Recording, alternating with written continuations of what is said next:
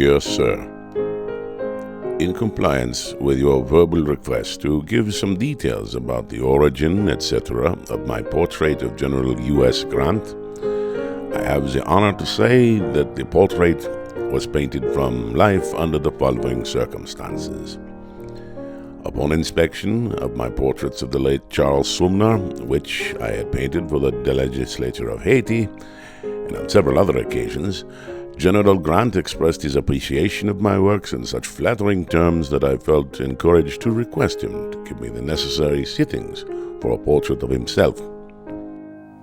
Henry Uhlke was a painter of statesmen. He was a naturalist. He was an artist. He was a scientist, a musician, a writer. He was a Renaissance man who lived a very exciting life.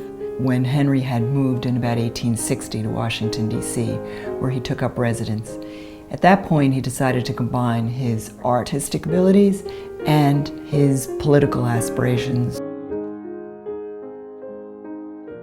In 1998, Lloyd Ostendorf published a revised catalog raisonné of the Lincoln photographs, and 3 of them are in the collection of the Uhlke family. They were intended to be used to paint a portrait of Abraham Lincoln and were most likely acquired from Alexander Gardner directly, either by Julius Uhlke or by Henry Uhlke.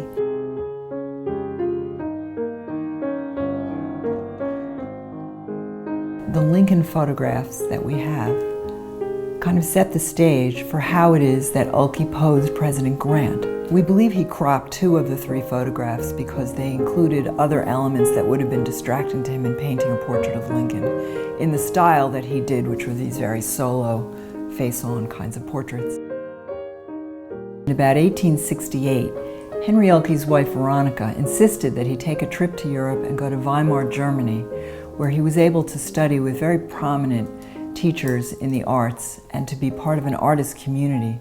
And he may have stayed there as long as 2 years. He might have been there through 1870.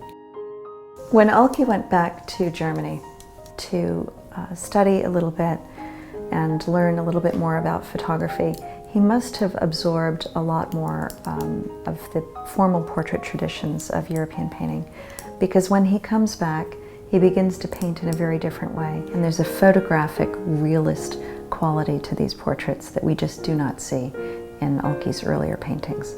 They're much more broad, there's a greater variation in color.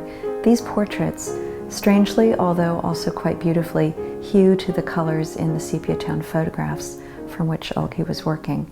And we see that reflected in the Sumner portrait, for example, which the Uhlke family sold a few years ago, as well as in the Grant portrait.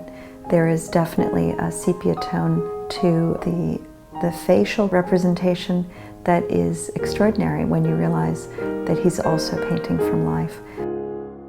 There are 4 portraits of President Grant that we're aware of. The first one was done in a live sitting with the President in about 1875. There's a second portrait in the Corcoran Gallery.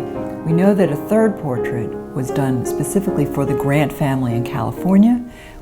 The last one is the one that's in our possession, and that one we believe came out of his own studio. It's one that he did for himself and has been beautifully restored. In looking at the portrait of Grant that remains with the Uhlke family, he most likely used some sort of projection technique onto the canvas in order to prepare the canvas and to get a sense of the sitter before he actually sat with the president. There are certain crisp details in this portrait, in the painted portrait, that are simply just not possible, I think, without the use of some sort of device or projection. And Uhlke was not really using those sorts of techniques prior to this moment in his portraiture. His portraits are a little bit more impressionistic, a little bit more flat, not as close to the actual photographic reality that we see conveyed here in the Grant portrait. So we know that there is a definite connection and that there was a real desire to be represented in a similar way with that level of veracity, of detail, of accuracy. It made Uhlke's portraits stand apart from the rest of the crowd.